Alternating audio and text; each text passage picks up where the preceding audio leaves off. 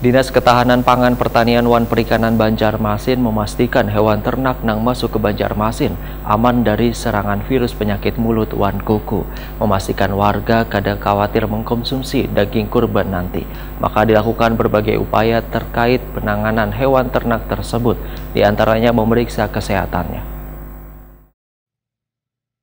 Dinas Ketahanan Pangan Pertanian wan Perikanan Banjarmasin memastikan hewan ternak nang masuk ke Banjarmasin aman dari serangan virus penyakit mulut wan kuku. Walaupun hingga kini kewaspadaan terkait masih terjadinya penyebaran virus penyakit mulut wan kuku bagi hewan ternak di Indonesia perlu dilakukan. Sehingga untuk memastikan warga kada khawatir mengonsumsi daging kurban wayah Lebaran Idul Adha 1444 Hijriah nanti, maka dilakukan berbagai upaya terkait penanganan hewan ternak tersebut.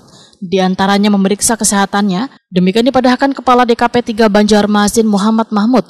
Waitakoni Prima TV tengah hari Kamis 8 Juni 2023. Muhammad Mahmud menyatakan setiap hewan ternak nang didatangkan dari berbagai daerah di Indonesia dimasukkan terlebih dahulu ke rumah pemotongan hewan di Jalan Tembus Mantuil Banjarmasin Selatan. Namun sebelumnya ada berbagai proses nang dilakukan, mulai dari pemberian vaksinasi serta melakukan pemeriksaan pada hewan ternak. Bila didapati hewan ternak nang kada sehat, maka langsung dikarantina selama 3 hari di Balai Karantina DKP 3 Banjarmasin.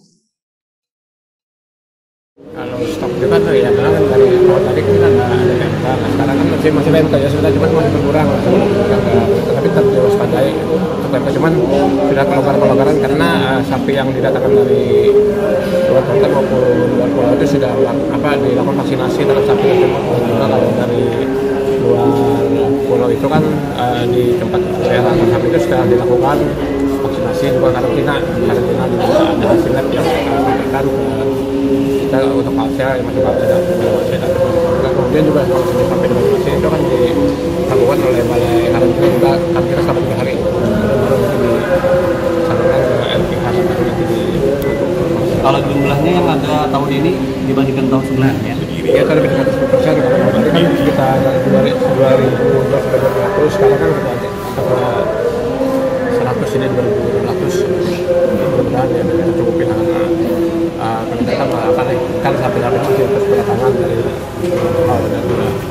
antar kota ya. Puncaknya prediksinya kapan Pak untuk? Biasanya puncaknya itu di H-3 biasanya kalau tidak.